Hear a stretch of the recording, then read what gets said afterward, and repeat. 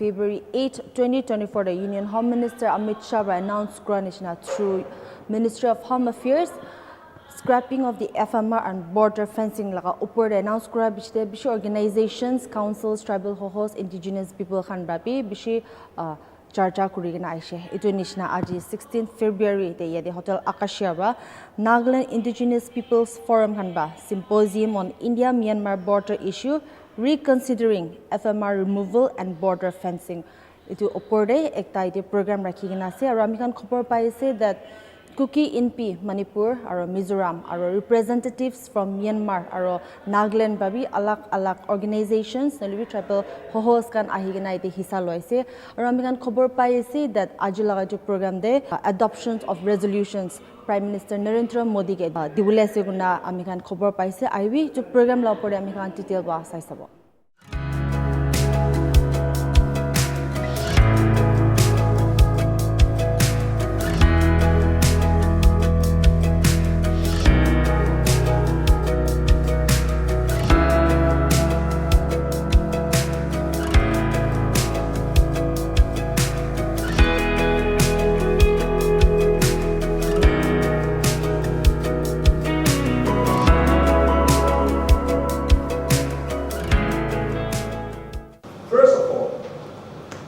came to my mind was after 71 years of enjoying this free movement region, what made government of India spread this? And then I think all of us need to know as to why they want to spread it. And to me, it's a religious war. They are all against this scrapping of the And also, though I am no more in the cabinet, the latest cabinet meeting also, they have decided to go against this scrapping of FMR, weighing against the FMR, and also requesting the government of the day to take up this issue in the assembly and pass a resolution to this effect. The only thing I'm skeptical about is when it comes to security measures and borders, this entirely lies in the union list. And they have every right to do anything, to take any decision. But the good side of the story is, the positive side is, we have Article 21A protecting us, and in the assembly, we can protect our rights. That is what I feel. Now, I tried to do a little bit of research on my own as how the history and the illogicality of scrapping of FMR. That's why I always say in the assembly, we have a story to tell to the world, a story of injustice, a story of killing, a story of massacre, a story of rape, a story of burning down of all the villages, communities. But the world could not hear because there was no social media in those days. So at that point of time, they came to Kohima to address the Naga people. But the Nagas were not allowed to speak. That's why they stayed alone. This history is indeed one of the cruelest things that has ever happened to the Nagas. It is not practical, nor wise, or reasonable. Put a representation to the government so that the government takes up in the assembly and pass a resolution. Nevertheless, for me, I should say, this is a blessing in disguise. Such issues brings the Naga people together, or else we're hopelessly divided, we're getting fragmented. This way we go, we're going to go extinct. But these issues bring us together. Today, why are we having this meeting? Today, why are we seeing familiar faces? We see each other because of such issues. So we should take it positively. These issues have brought us together, and let us stand our ground, fight this common battle. Thank you. I don't think any one of us would have said that FMR removal is a good thing. All of us are in unison, in agreement. I only want to take and paint a broader picture of we as indigenous people let the government of India know that we are human beings, is rubbing salt on a sore that has been festering the tribals from the beginning of Indian independence. And I normally say, and that every time they enter into an agreement, if they don't like it, they throw it into the dustbin unilaterally without the consent, insulting us every step of the way as if we are not a human being to be respected. International boundary just being defined with no consultation with any one of us, and they made it a little more easier by way of saying, let there be at least some free movement, even during the colonial time. And is the Chief Minister of Manipur representing the indigenous people of the Northeast as a whole, or does he represent one? If he so desires that the fencing must come up, then fence up the valley, Manipur Valley. But let the rest of the tribal people live free as they have been living free. Perhaps the Northeastern tribals will have to look at our status and our position and let the government of India give us a clear statement as to whether we are equal citizens of this country they call India. If not, I think we tribals have a different road to travel. Thank you very much. Our EMBO people, we have discussed so many times on this issue, and we have gone back. We have gone through certain is a status, certain is a position, certain is a reason as to why it has come up. When we look back, I want to tell like this to the leaders, irrespective of the party, political party. What were we doing? When the Indian Constitution, Article 371A says, so many things, freedom were given to us. So many rights were given to us. It is inserted there.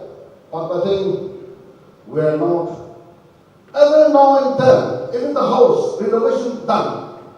Sometimes in the villages, even yearly, they'll check the house before wind comes. We are also Indian. And where in the Indian is even the Nagaland arms and even the Manipur, Mizoram and all, Mizoram and all, and especially to this Arunachal, I think blocking us by this putting pillars on, active fencing, and again this kind of free movement between the brothers. This also they are going to scrap it. We cannot still divide away our people. Of course, now in reality, we have made the Nagas into two groups. Why? Because it is not by the British government. But our Indian people have divided two groups. That side, Burma side, and the Nagaland side, or Mizoram side, or Manipur side, which has weakened us. We are all well aware that we are covered by 1,643 kilometers of border, and majority of the borderline is in Arunachal Pradesh. Then I think Nagaland also covers almost about 250 kilometers, and so forth.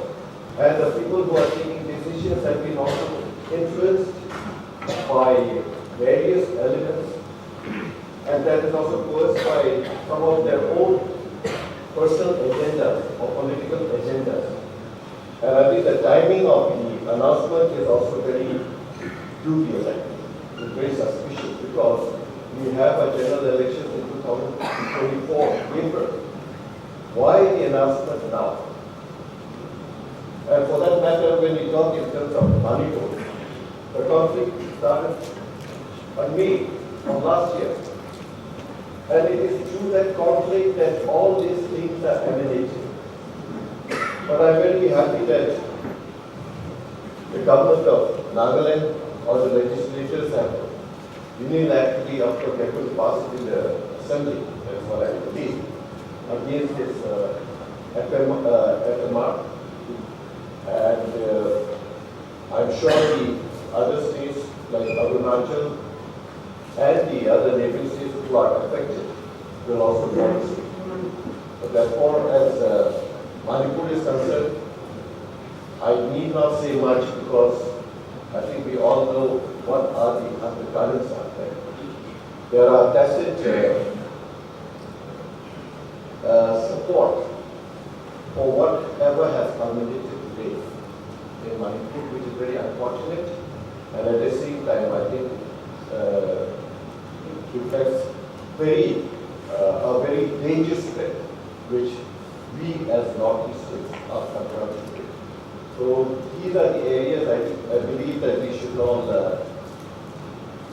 put our heads in mind and come out with some sort of a solution or some sort of a movement which will persuade the government of India not to take any reckless decisions like this, which on the long run is definitely going to create more problems than solutions. Thank you. All these things are coming up, like any one of you. I believe there is a reason for the government of India to come up with this. They have tested us. Whether you are Mizo, you are Bukio or Naga, government of India knows who you are, who am I. We are gullible people. We are easily taken away people. We are easily purchasable people. Government of India doesn't know who we are. Government of India doesn't care who we are. Because the way we live is just like that. We are easy people. We don't understand the deeper things. We are easily taken away. And this is the test of our time. And therefore, I would like to put my proposal.